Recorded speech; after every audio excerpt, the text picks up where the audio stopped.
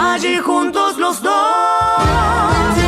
Momento de charlar de política aquí en Palabra de Campo, tantos temas que han ocurrido en la semana a nivel local e internacional. Muchos de ellos los hemos anticipado y conversado aquí en este espacio con nuestro analista político Sebastián Dumont, a quien ya mismo le damos la bienvenida. ¿Cómo estás, Seba? Hola Dani, ¿cómo estás? Muy bien. Buen día, un saludo para todos. Muy bien, con varios temas aquí en la gatera para conversar. El primero de ellos te diría que quizá por una cuestión de inmediatez es lo que ha ocurrido durante los últimos días y estas últimas horas con el tema de los vuelos y de los gremios aeronáuticos y de intercargo y de toda esta cuestión que claramente ocupa mucho al gobierno en cuanto a las definiciones y también es muy importante en términos políticos, ¿no? Sí, a ver, yo tengo la sensación y algo de información que para el gobierno no solo es una pelea de las muchas que ya ha decidido dar, digamos, en cuanto a establecer una línea de gobierno, una forma de conducir, una forma de establecer sus relaciones con las empresas del Estado, sino que además lo ha convertido dentro de todas esas peleas en una pelea emblemática. Uh-huh. Y esto además es creído así incluso por los propios sindicalistas de todo el área aeronáutico en la Argentina, más allá de que hay una mirada puesta mucho más fuerte sobre, por ejemplo, el gremio de los pilotos y Pablo Viró. Uh-huh. Pero hay otros sindicatos que quizá no se muestran públicamente con la virulencia que se ha mostrado durante estos últimos años Pablo Viró, que creen y están convencidos que más allá de las reuniones que vayan a tener o que han tenido incluso el día viernes, hay una decisión política del gobierno de ir a fondo con el tema de aerolíneas, como también un mensaje de cuál es el rumbo que quiere trazar el gobierno en cuanto a el futuro de las empresas del Estado, y aerolíneas la han convertido en un emblema, ¿no?, de esa postura de un gobierno que dice viene a achicar el Estado, viene a privatizar y a cerrar aquello que supuestamente no funciona. Seba, vos sobre este tema concretamente, además tuiteaste el mismo, me parece que fue ayer viernes, sí, de toda una situación bastante rara sobre los privilegios, digamos, porque en definitiva cuando alguien habla de este tema lo que dice es privilegios, ¿no? Que hay una casta, como dice el gobierno, que no quiere perder sus privilegios, etcétera, etcétera. Y vos, en un momento, yo ayer veía, vos tuiteaste sobre una persona en particular que estaba hablando de volar en primera, digamos, hablando de privilegios. Sí, yo accedí a una información acerca de quién es el actual vicepresidente de Aerolíneas Argentinas, flamante vicepresidente de Aerolíneas Argentinas, sí, que es Omar de Marchi, el dirigente de la provincia de Mendoza, que en su momento, en su oportunidad, habría pedido, según lo que consta así en los registros, que su vuelo del día jueves a la provincia de Mendoza, donde él es oriundo, donde vive, sí, y su regreso el próximo 12 de noviembre, es decir, la semana que viene, a Buenos Aires, tenga, digamos, el privilegio, entre comillas, de poder volar un poco más cómodo, ¿no? Sí. En un vuelo de cabotaje de 1 hora 40 de duración, sí, es decir...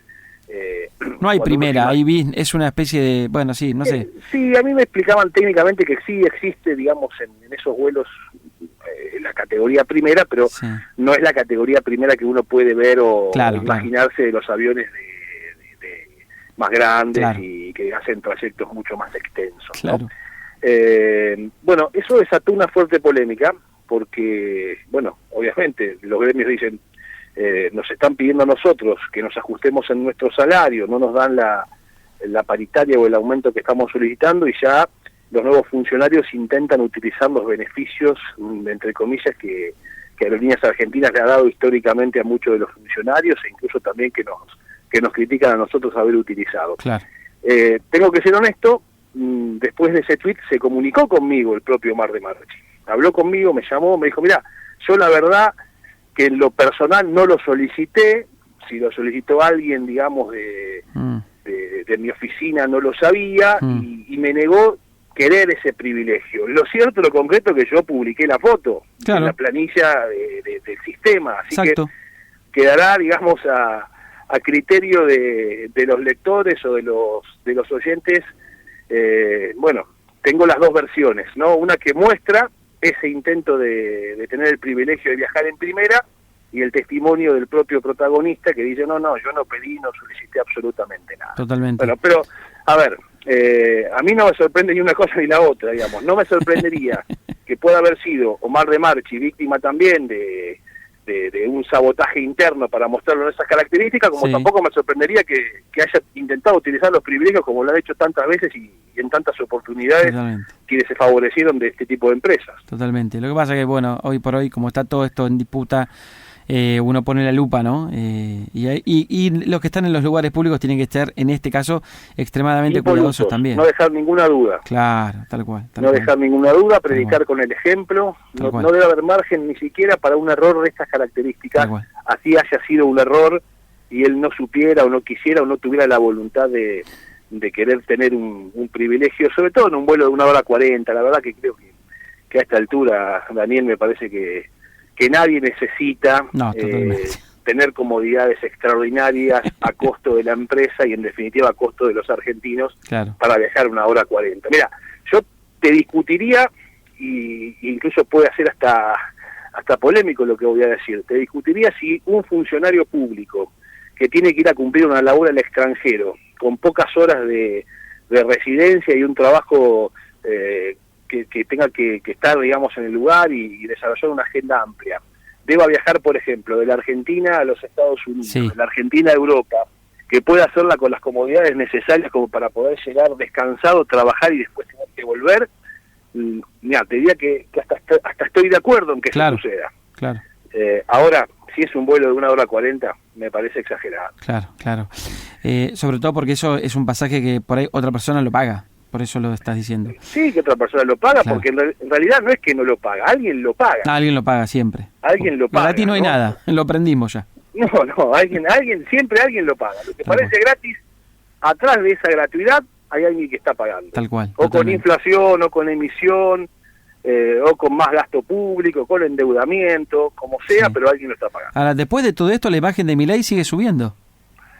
Sí, hay varias encuestas que muestran eso. La última que vi yo fue el viernes de Giacobbe, que lo muestran a Milei muy sólido, 50% de imagen positiva, volviendo a ser el dirigente argentino, según esta encuesta, con mayor imagen valorada, después de lo que había sucedido incluso en meses anteriores, donde ese lugar lo había obtenido, lo tenía Victoria Villarruel, la vicepresidenta de la Nación. Sí.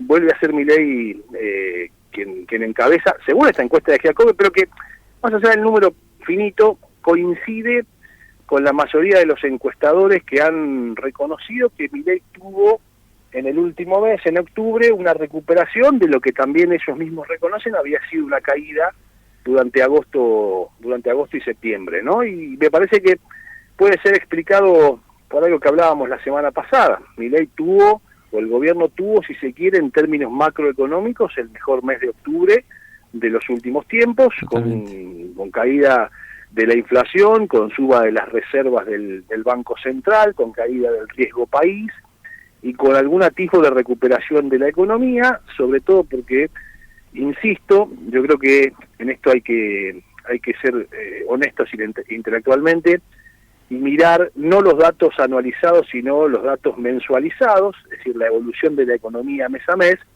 porque si vos comparás datos de el consumo en esta época del año pasado, en plena campaña electoral, con un oficialismo haciendo todo lo posible para poder ganar las elecciones, bueno, probablemente encuentres una diferencia importante y la caída sea muy marcada.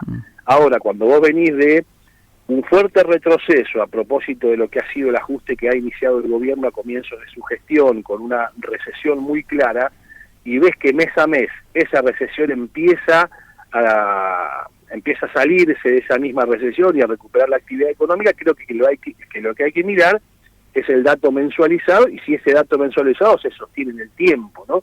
Que algo de eso marcó Javier Milei el jueves a la noche cuando fue a la Cámara Argentina de Comercio y Servicios en la celebración de los 100 años, diciendo algo parecido a lo que estoy diciendo yo, que no es que estoy diciendo lo que dijo Milei, sino que lo venimos contando aquí en cada sábado, y el presidente dijo, bueno, miren que salimos de la recesión, porque Milei anunció que se terminó la recesión en la Argentina. Y lo dijo en función de los datos mensualizados, sobre todo porque el día jueves se había conocido el dato de la construcción y también el dato de la actividad industrial, donde en ambos casos sucedieron aumentos en la actividad entre agosto y septiembre, ¿no?